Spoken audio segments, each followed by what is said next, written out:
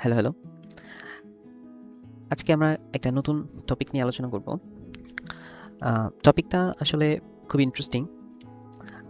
আমরা যখন এইচএসসিতে ছিলাম, সবাই পুলি সিস্টেম সম্পর্কে অবগত ছিল। পুলি সিস্টেমটা আসলে কি? আমি যদি চিত্রায়িত করতে চাই, তাহলে আমরা দেখা যায় যে কোনো একটি দৃঢ় অবলম্বন থেকে একটি বস্তু আ পুলি আরকি যদি এরকম থাকতো, দৃঢ় অবলম্বন থেকে ঝুলতে থাকতো আরকি। এরকম।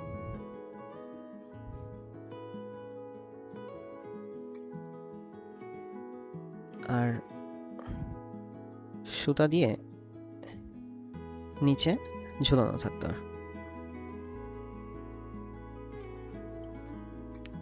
এই যে এরকম সুতা থাকতো, সবাই জানি।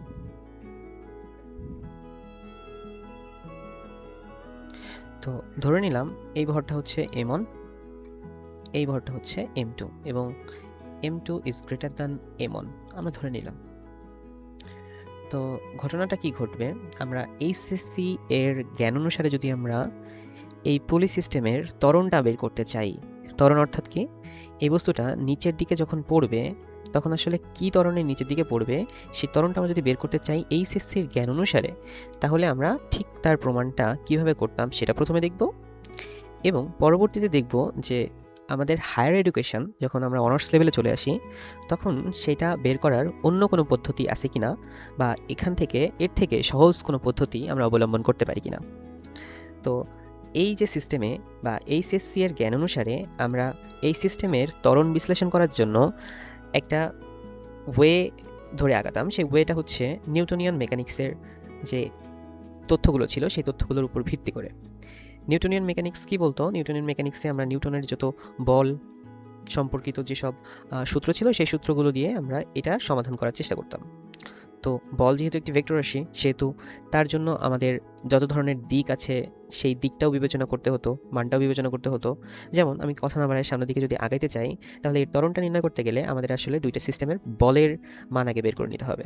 তা প্রথম ভরের জন্য মানে m1 ভরের জন্য আমরা যদি উম স নিট বল হিসাব করতাম, তাহলে সামেশন অফ f সমান ma লেখা যেত এবং এই ত্বরণের দিকটা কোন দিকে? এই ত্বরণটা হতো কি উপরের দিকে। এইজন্য আমরা যদি উপরের দিকে সবকিছুকে আমরা ধনাত্মক ধরতাম, তাহলে নিচের দিকে সবকিছুকে আমাদের ঋণাত্মক ধরতে হতো। এটা হচ্ছে ভেক্টরের নিয়ম অনুসারে। যদি তাদের মধ্যবর্তী কোণ 180 ডিগ্রি হয়, তাহলে একটা পজিটিভ হলে একটা নেগেটিভ হবে। এবং নিচের দিকে যে বলটা ক্রিয়া করতো সেটা হচ্ছে m1g, আর উপরের দিকে যে সুতা যে টান বলটা দিত সেটা হচ্ছে t। যেহেতু একই ধরনের সুতা, এজন্য m2 এর উপরেও যে টান বলটা ক্রিয়া করতো সেটা হচ্ছে t এবং m2 নিচের দিকে যে বলটা ক্রিয়া করতো সেটা হচ্ছে m2g। তো আমরা m1 ভরের জন্য যদি আমরা সামেশন অফ f এটা যদি বের করতে চাইতাম, সামেশন অফ f মানে হচ্ছে বলগুলোর যোগফল। বলগুলোর যোগফল বলতে এই m1 বস্তুর উপরে কয়টা বল ক্রিয়া করতেছে? 2টা বল ক্রিয়া করতেছে। এটা হচ্ছে t আর এটা হচ্ছে m1g। তো আমরা যেহেতু ত্বরণের দিকটা ধনাত্মক ধরেছি, তার মানে উপরের দিকে কাজ করতেছে হচ্ছে t ফোর্স বা টেনশন ফোর্স। তাহলে t এর আগে ধনাত্মক হতো আর m1g এর আগে ঋণাত্মক হতো, সমান সমান ma। এবং এই ভরটা হচ্ছে যেহেতু প্রথম ভর, এই জন্য m a না লিখে m1a লেখা বেস্ট হবে। বেস্ট হবে বলতে m1a লিখতে হবে। এটাকে আমরা 1 নম্বর সমীকরণ।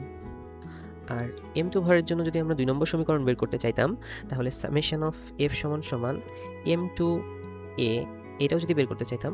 এখন বলতে পারো এখানে a কেন দিয়েছি? কারণ একই ত্বরণে a যে ত্বরণের নিচের দিকে নামবে, a সেই ত্বরণের উপরের দিকে উঠবে। সো ত্বরণটা একদম পুরো ঠিক থাকবে। তাহলে সামেশন অফ এ, যেহেতু উপরের দিকে সব ধনাত্মক ধরেছিলাম, নিচের দিকে সব ঋণাত্মক ধরেছিলাম, এটা এই সিস্টেমের ক্ষেত্রে, কিন্তু এই সিস্টেমের ক্ষেত্রে নিচের দিকে সব ধনাত্মক এবং উপরের দিকে সব ঋণাত্মক। এই জন্য উপরের দিকে হচ্ছে আসে টি, তাহলে m2 এই ক্ষেত্রে m2g হবে ধনাত্মক মাইনাস টি ফোর্সটা হবে ঋণাত্মক m2 এ। এটা হচ্ছে 2 নম্বর সমীকরণ।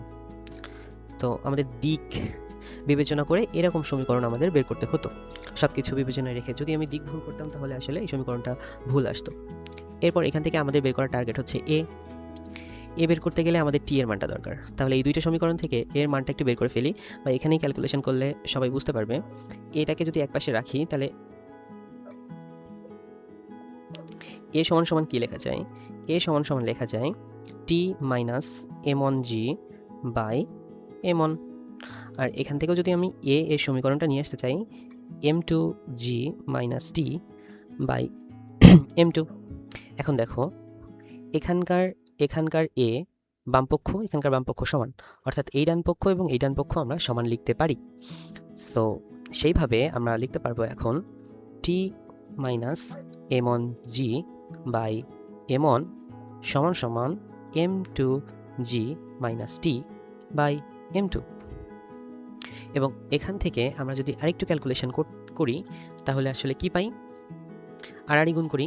এখানে আর গুণ করলে কি আসে, m1 m2g মাইনাস m1t সমান সমান m2t মাইনাস m1 m2g।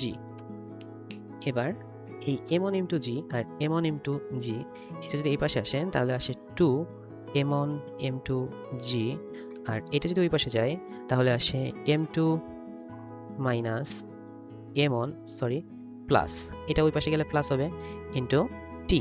তাহলে টি এর ইকুয়েশনটা আমরা কি পাচ্ছি, টি সমান সমান 2 m1 m2g by m2 plus m1।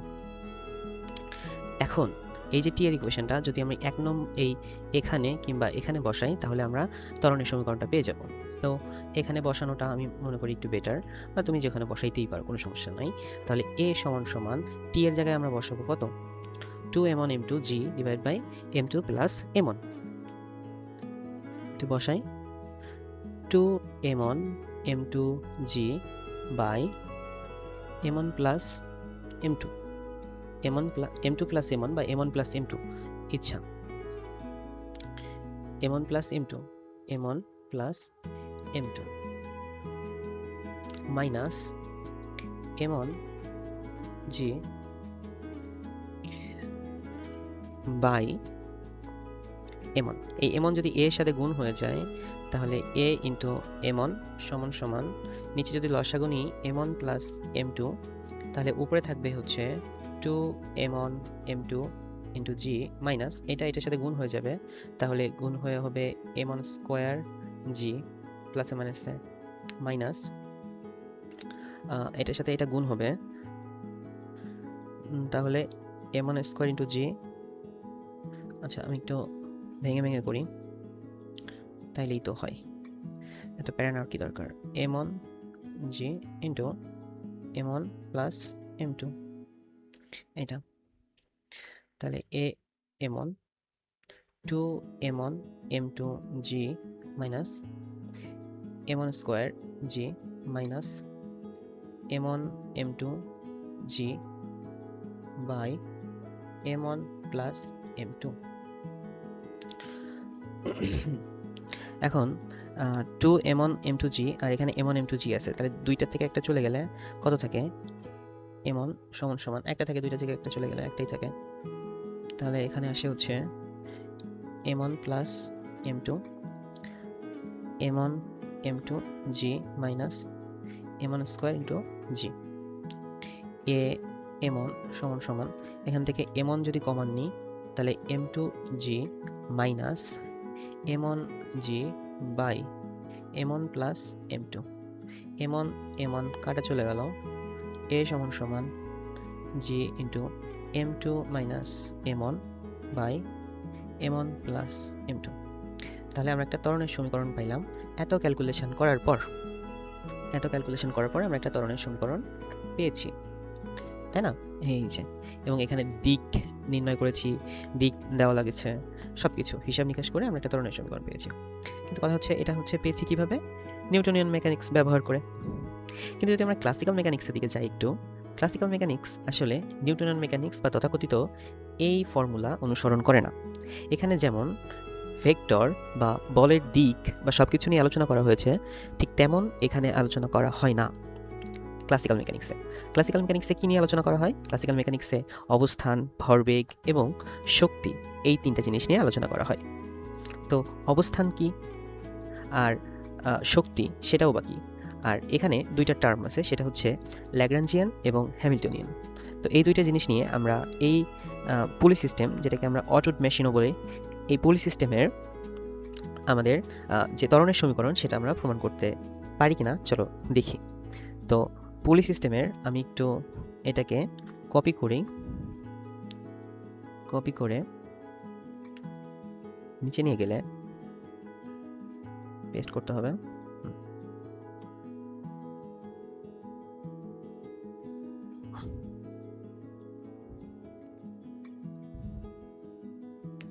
একটু খেয়াল করো, আমাদের বল এগুলো লাগবে না, কোন দিকে যাচ্ছে সেটাও আমাদের লাগবে না।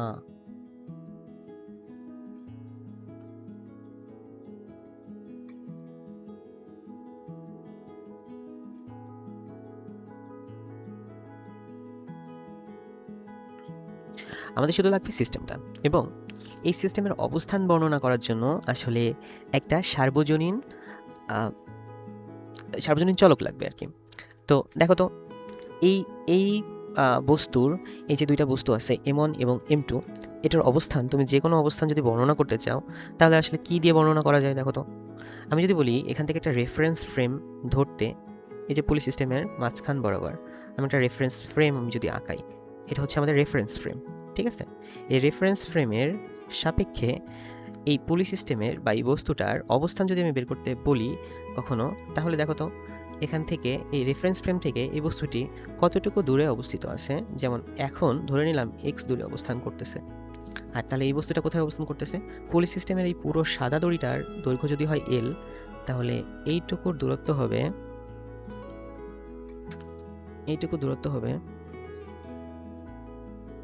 এল মাইনাস এক্স। এইটুকু যদি হয় এক্স, তাহলে এটুকু কি হবে? এল মাইনাস এক্স।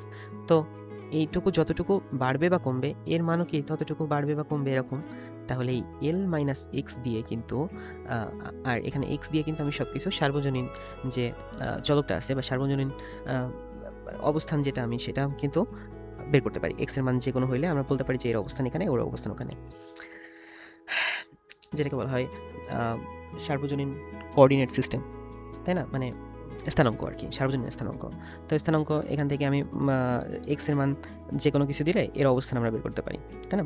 আচ্ছা, তাহলে আমাদের একটা মান পাইলাম সার্বজনীন স্থানাঙ্ক, সেটা হচ্ছে এক্স, আর এটা হচ্ছে এল মাইনাস এক্স। এখন আমার কথা হচ্ছে রেফারেন্স ফ্রেম ধরেছি আমরা পুলি সিস্টেমের মাঝখান বরাবর। এখন বিজ্ঞানী ল্যাগ্রাঞ্জ কি বলতেছে? ল্যাগ্রাঞ্জ বলে যে বিজ্ঞানী ল্যাগ্রাঞ্জের কথা অনুসারে এল সমান সমান আমরা লিখতে পারি টি মাইনাস ভি।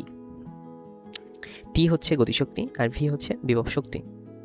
তো এল সমান সমান টি মাইনাস ভি, টি হচ্ছে গতিশক্তি। আমি যদি গতিশক্তি বের করতে চাই এই সিস্টেমের, গতিশক্তি টি সমান সমান হাফ এম ভি স্কোয়ার। তো ভিকে লেখা যায় এক্স ডট তার স্কোয়ার, কারণ এক্স ডট কী প্রকাশ করে সেটা জানতে আমাদের এই চ্যানেলেই নজর রাখলে হবে, সব কিছু জানা যাবে। তো টি সমান সমান এক্স ডট মানে হচ্ছে বেগ। এখন আমার কথা হচ্ছে এখানে শুধুমাত্র কি গতিশক্তি একটা আছে?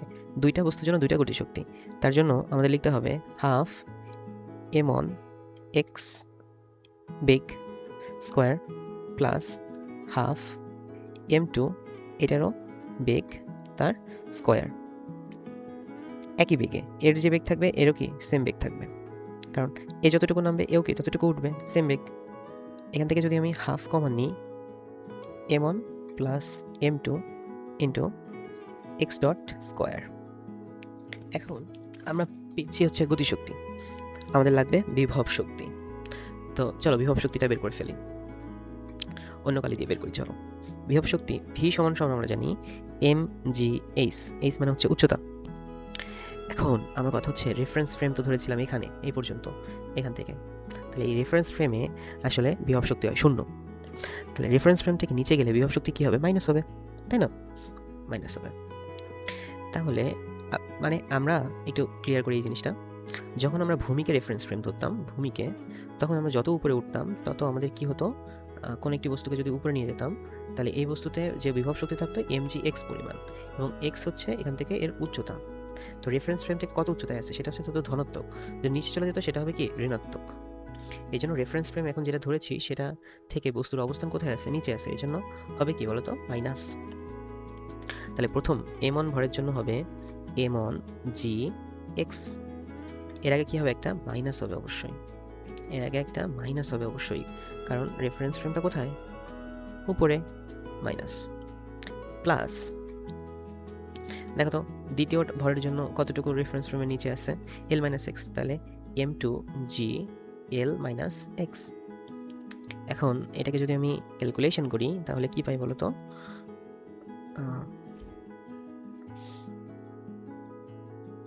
Minus m1 g x plus m2 g L minus x, এটা হচ্ছে বিভব শক্তি বা ভি। এখন আমরা বিভব শক্তি পেয়ে গেলাম, গতিশক্তিও পেয়ে গেলাম। ল্যাগ্রাঞ্জের সমীকরণে যদি বসাই তাহলে আমরা ল্যাগ্রাঞ্জের সমীকরণটা পেয়ে যাব। তো চলো বসাই,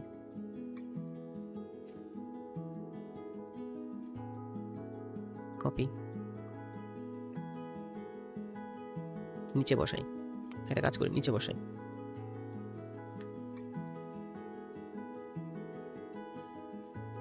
এখানে বসাই, এই যে টি মাইনাস ভি। তো টি এর একটা ইকুয়েশন পেয়েছি আমরা এখানে, টি এর ইকুয়েশনটা এইটা পেয়েছি, এই যে কপি, এখানে করে দিলাম পেস্ট। ভি এর একটা ইকুয়েশন পেয়েছি আমরা এখানে, কপি, এখানে করে দিলাম পেস্ট, হয়ে গেল। একটু সাজাই,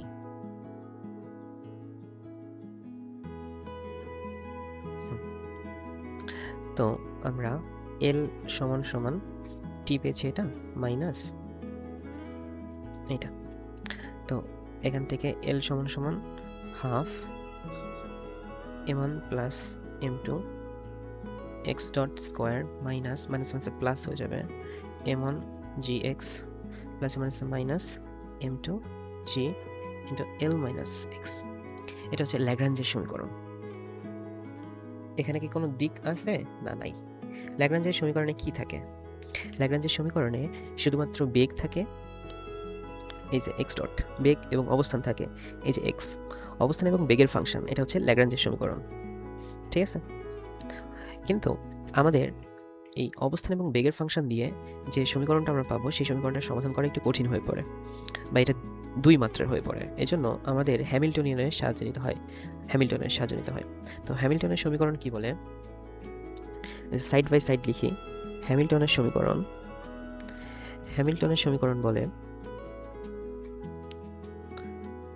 যে মানে তাহলে আমরা ল্যাগ্রাঞ্জের সমীকরণ পেয়েছি, ল্যাগ্রাঞ্জ থেকে হ্যামিল্টনে যেতে গেলে একটা লেজেন্ডের রূপান্তর আছে, সেই লেজেন্ডের রূপান্তর এইচ সমান সমান আমরা লিখতে পারি ভরবেগ পিএক্স এর সাথে বেগ গুণ করতে হয় মাইনাস এল, ভরবেগ গুণ বেগ মাইনাস ল্যাগ্রাঞ্জিয়ান, তাহলে আমরা হ্যামিল্টনিয়ান পেয়ে যাব। তো ভরবেগ পিএক্স কেন দিলাম, কারণ সার্বজনীন কোঅর্ডিনেট হচ্ছে এক্স, বেগ হচ্ছে এক্স ডট মাইনাস এল, এল এর মান তো আমরা এখানে পেয়েছি। তো পিএক্স ভরবেগ পেতে হবে আমাদের অবশ্যই। তো ভরবেগ পেতে হলে আমাদের কি করতে হবে, ভরবেগ পেতে গেলে আমাদের একটা সূত্র আছে, সেটা কি, ভরবেগ পিএক্স সমান সমান লেখা যায় del L by del X dot. বেগের সাপেক্ষে যদি আমি ল্যাগ্রাঞ্জিয়ানকে আংশিক ডিফারেন্সিয়েশন করি তাহলে আমরা ভরবেগ পেয়ে যাব। তো আমাদের ল্যাগ্রাঞ্জিয়ান কই, এই যে এটাকে এক্স ডটের সাপেক্ষে ডিফারেন্সিয়েশন করতে হবে। তো ল্যাগ্রাঞ্জিয়ানকে আমরা একটু কপি করে নিয়ে যাই ওখানে, যে কপি,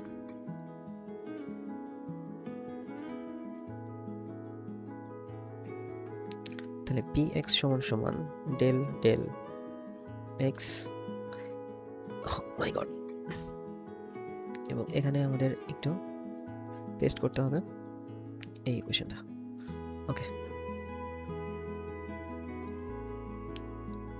তো পি এক্স সমান সমান আমরা যদি এটাকে ডিফারেন্সিয়েশন করি, দেখো এই পার্টটা টোটালে কোনো এক্স ডট নাই, তাহলে এইটুকু জিরো হয়ে যাবে, এইটুকুতে এক্স ডট আছে, তাহলে এক্স ডট স্কোয়ার আছে, তাহলে এক্স স্কোয়ারটার সামনে চলে 2 হবে, তাহলে 2 আর এই 2 কী হয়ে যাবে, কাটা চলে যাবে, তাহলে হাফ, ধ্রুবকগুলো বাইরে নিয়ে আসলাম, m1 m2, এখানে 2x ডট স্কোয়ার, এই 2 কাটা গেল, তাহলে থাকলো হচ্ছে px সমান সমান x dot square, sorry x dot square তো থাকবে না, এক্স ডট থাকবে শুধুমাত্র বাই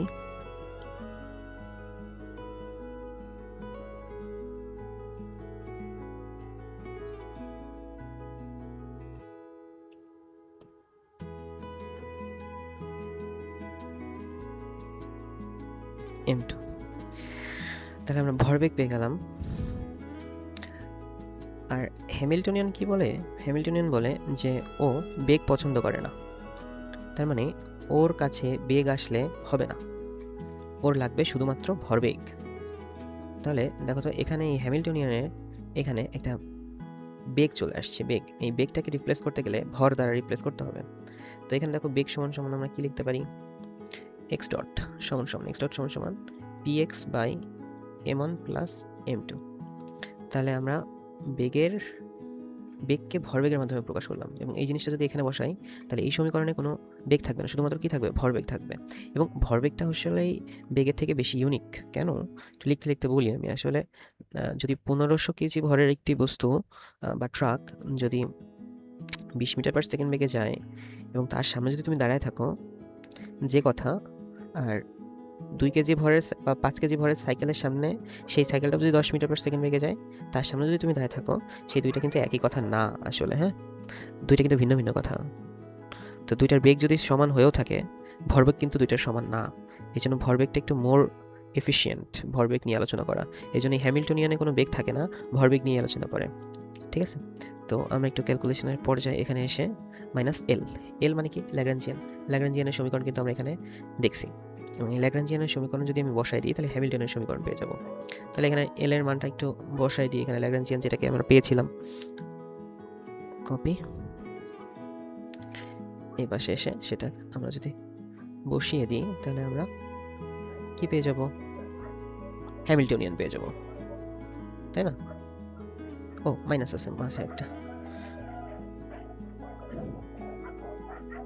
একটা মাইনাস আছে।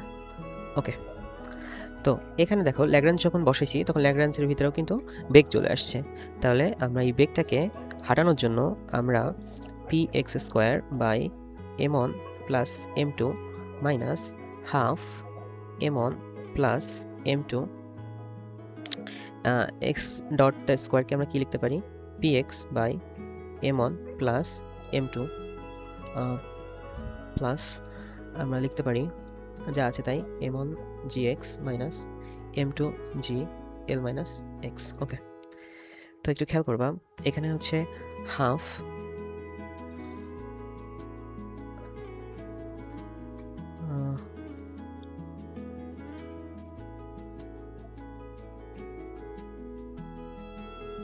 আমি একটু ভুল করছি, এখানে এক্স ডট স্কোয়ার ছিল।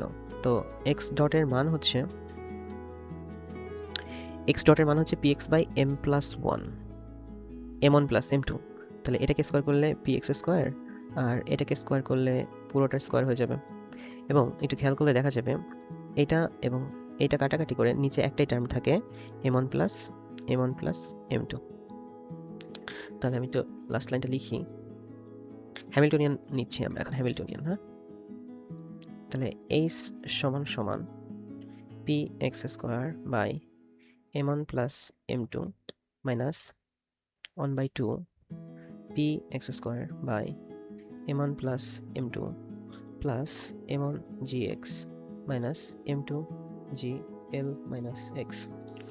এখন দেখো এই সমান সমান হাফ, একটা থেকে হাফ চলে গেলে কত থাকে? হাফ চলে থাকে, হাফ থেকে যায়। তাহলে px² by m1 plus m2 plus m1 gx minus m2 g into l minus x। তো এটা যেটা পেলাম আমরা সেটা হচ্ছে হ্যামিল্টনিয়ানের যে সমীকরণ, সেটা পেয়েছি আমরা হ্যামিল্টনিয়ান। আর এই পাশে পেয়েছিলাম সেটা হচ্ছে ল্যাগ্রাঞ্জিয়ান। ঠিক আছে, এবং এখানে দেখো শুধুমাত্র অবস্থান আছে এবং ভরবেগ আছে, আর ল্যাগ্রাঞ্জে ছিল হচ্ছে বেগ এবং অবস্থান, দুইটার ইকুয়েশন। এখন আমাদের হ্যামিল্টনিয়ানের আরেকটা সূত্র আছে, সেই সূত্রটা হচ্ছে সূত্রটা খানিকটা এরকম। সূত্রটা হলো এরকম: বেগ সমান সমান del h by del px। এবং পি ডট এক্স বা আচ্ছা, এই ডেল এক্স, এই এক্স ডট মানে হচ্ছে বেগ, বেগকে লেখা যায় del H by del P X, মানে ভরবেগের সাপেক্ষে যদি হ্যামিল্টনিয়ানকে আমরা আংশিক ডিফারেন্সিয়েশন করি তাহলে আমরা বেগ পাই। আর যদি আমরা হচ্ছে minus del H by del X যদি আমরা অবস্থানের সাপেক্ষে হ্যামিল্টনিয়ানকে আবার আংশিক ডিফারেন্সিয়েশন করি তাহলে হচ্ছে ভরবেগের পরিবর্তনের হার, তার মানে কি এটা হচ্ছে আমরা বল পাই। তাহলে এটা হচ্ছে বেগ আর একটা হচ্ছে বল পাওয়ার যে সমীকরণ, এই সমীকরণকে বলা হয় ক্যানোনিক্যাল সমীকরণ, এবং এই সমীকরণটা খুবই সুন্দর একটা সমীকরণ। হ্যাঁ, এই যে ক্যানোনিক্যাল সমীকরণ, এই ক্যানোনিক্যাল সমীকরণ থেকে আমরা আসলে এটা পেয়ে যাবো অ্যাট লাস্ট, ত্বরণের যে জিনিসটা আছে ওইটা পেয়ে যাবো, ত্বরণের যে সমীকরণটা আছে। তাহলে এক্স ডট যদি আমি বের করতে চাই তাহলে আমাদের আংশিক ডিফারেন্সিয়েশন করতে হবে পি এক্সের সাপেক্ষে হ্যামিল্টনিয়ানকে। তো হ্যামিল্টনিয়ানকে একটু নামাই নিয়ে আসি, এই যে কপি,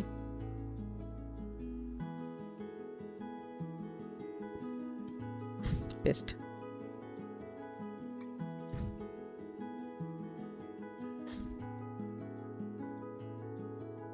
কার সাপেক্ষে? পি এক্সের সাপেক্ষে। পি এক্সের সাপেক্ষে এখানে কি কোনো পি এক্স আছে? নাই, তার মানে এটুকু জিরো, আর এটা করলে আসে কত? 2 ইন্টু, তাহলে হাফ তো সামনে চলে আসলো, into 2 P X by M one plus M two. 2 কাটা গেলে এক্স ডট সমান সমান কি থাকে? এক্স ডট সমান সমান থাকে 2 কাটা গেলে P X by M one plus M two. এটা হচ্ছে বেগ, যেটাকে ভর বেগের মাধ্যমে আমরা প্রকাশ করেছি, বেগ। হ্যাঁ, আর বেগ বেগ পেয়ে গেলাম আমরা। এবার আমাদের পেতে হবে বল, এই যে বলের মান। তো এটাকে মাইনাস কেন দেয় সামনে? কারণ আসলে প্রকৃতির নিয়মই এরকম যে সবসময় কম কাজ করবে, মানে যেটা বিভব শক্তি বা শক্তির যে রূপান্তর সেটা হচ্ছে সব থেকে কম যে পথটা আছে সেই পথটাই বেছে নিবে, তার মানে ঋণাত্মক গ্রেডিয়েন্টের সমান হয়, এই জন্য এখানে একটা মাইনাস। এগুলো সব কিছু একটা ডিটেলসে ভিডিও বানিয়ে দিব আমি, এখন যতটুকু দরকার ততটুকুই বোঝাচ্ছি। এখন আমাদের পি ডট এক্স, এটাকে যদি আমি বের করতে চাই তাহলে minus del H by del x.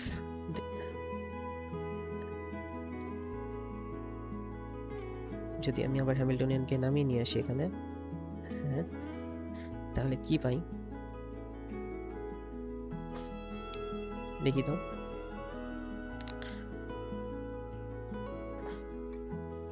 P x dot সমান সমান মাইনাস মাইনাসের মতো থাকলো, এই পাশে এটাকে যদি আমি ডিফারেন্সিয়েশন করি তাহলে কত আসে? হাফ হাফের মতো থাকলো, এবং এটা কি এক্সের সাপেক্ষে, এক্সের সাপেক্ষে আছে, তাহলে এক্সের সাপেক্ষে এটাকে ডিফারেন্সিয়েশন করা যাবে না, এটাকে কি আসবে? 0 আসবে। তাহলে বাকিটা এটাকে এক্সের সাপেক্ষে, হ্যাঁ এটাকে এক্সের সাপেক্ষে করা যাবে, এটাকে এক্সের সাপেক্ষে করলে কত আসে? এটাকে এক্সের সাপেক্ষে করলে এম অন জি, এবং এক্সকে করলে অন আসে এটা, আর এখানে করলে আসে হচ্ছে মাইনাস এম টু জি, এবং এখানে করলে আসে -1, মাইনাসে মাইনাসে প্লাস, তাহলে এখানে আসে minus m one g plus M two জি।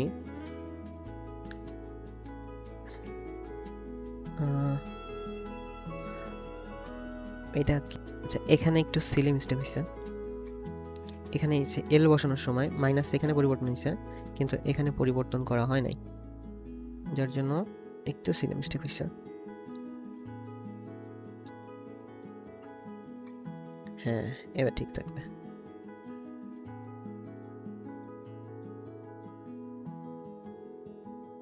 মাইনাস মাইনাস,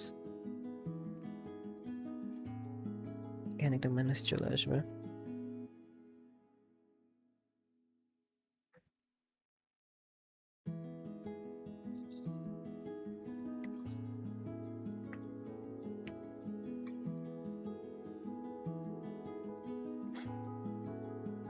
এখানে একটা মাইনাস আসবে, তাইলে এখানে আসলে ডিফারেন্সিয়েশন করে কত পাবো? এটা একটু মুছে দিই,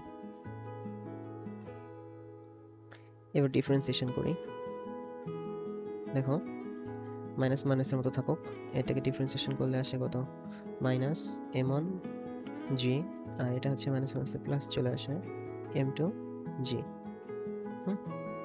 মাইনাস মাইনাসে প্লাস। আচ্ছা, এই এই ক্যালকুলেশনটা কি বুঝছি নাকি আমি আবার একটু ভেঙে ভেঙে করবো? ভেঙে ভেঙেই করি, নাহলে বুঝতে পারবে না। মাইনাস মাইনাসের মতো থাকলো, এবং এটাকে এর সাপেক্ষে ডিফারেন্সিয়েশন করলে আসে 0।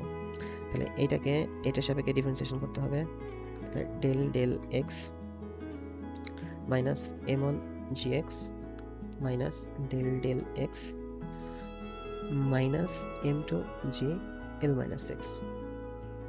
ঠিক আছে, এই যে এবার যদি আমি পি এক্স ডট এটাকে ডিফারেন্সিয়েশন করি, তাহলে মাইনাস m1 জি এক্স এর সাপেক্ষে এক্সকে ডিফারেন্সিয়েশন করলে 1 আসে, এবং এটাকে যদি আমি ডিফারেন্সিয়েশন করি তাহলে কত আসবে, মাইনাস m2 জি, আর এখানে মাইনাস হচ্ছে প্লাস,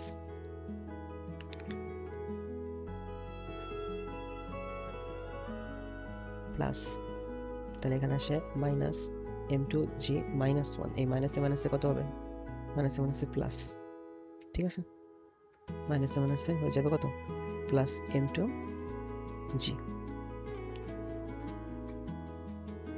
প্লাসে মাইনাসে মাইনাস m1 জি মাইনাস m2 জি। এটা হচ্ছে বল। তাহলে জি কমন নিলে আসে m1 মাইনাস m2। ওকে, তো এখানে একটু খেয়াল করি, আমি যদি এই বেগকে আবার ডিফারেন্সিয়েশন করি তাহলে কি পাই আমরা, ত্বরণ। তাহলে বেগকে আবার ডিফারেন্সিয়েশন করব আমরা, টার্গেট হচ্ছে ত্বরণ বের করা। তাহলে বেগকে ডিফারেন্সিয়েশন করব,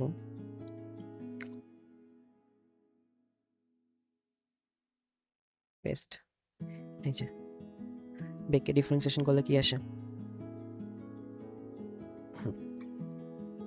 এটাকে ডিফারেন্সিয়েশন করলে আসবে ডবল ডট এবং px dot divided by m1 plus m2। px ডটের মান হচ্ছে এইটা, তাহলে x ডবল ডট সমান সমান m1 minus m2 into g divided by m1 plus m2। এটা হচ্ছে কি গতির সমীকরণ, মানে গতি সমীকরণ, ত্বরণের সমীকরণ। তো এটা আগে যেটা আমরা নিউটনের বলবিদ্যায় প্রমাণ করেছিলাম একই জিনিস না, জি m2 মাইনাস m1 মানে বড় ভর থেকে ছোট ভর divide by m1 plus m2। এখানেও কি সেম জিনিসটাই আসছে না, x ডবল ডট মানে কি ত্বরণ, m1 minus m2 into G divide by m1 plus m2। তাহলে আমাদের এখানে কোনো দিকের কথা কল্পনা করা লাগলো না। এখন মনে হতে পারে যে আসলে এর থেকে তো নিউটনিয়ান যে মেকানিক্স ছিল ওইটা তো আরও বেশি সহজ, কিন্তু কথা হচ্ছে এই যে যার কারণে আমরা এটা প্রমাণ করলাম সেটা হচ্ছে যে অটোওয়েট মেশিন, এই মেশিনের জন্য এটা আসলে একটু সহজ ক্যালকুলেশন লাগতে পারে, বাট যখন আমরা বেশি জটিল কোনো একটা বস্তু নিয়ে আলোচনা করতে চাই বা জটিল কোনো সিস্টেমকে ব্যাখ্যা করতে চাই তখন কিন্তু আসলে এই ল্যাগ্রাঞ্জিয়ান এবং হ্যামিল্টনিয়ান দিয়েই কিন্তু সব কিছু সলভ করা হয়, না হলে কিন্তু আমরা কোনো জটিল মেশিন বা জটিল কোনো ইকুয়েশন আমরা সলভ করতে পারি না। যেমন আমরা যখন হচ্ছে গ্রহ নক্ষত্রের যে গতিপথ এইসব কিছু বর্ণনা করার জন্য এটা খুবই এফিশিয়েন্ট, তখন কিন্তু আসলে এটা না খুবই অকার্যকর হয়ে যায় এবং ক্যালকুলেশন অনেক জটিল হয়ে যায়। কিন্তু এখানে যেহেতু শক্তি এবং ভরবেগ নিয়ে আলোচনা করা হয় এই জন্য এটা একটু বেশি সহজ মনে হয়।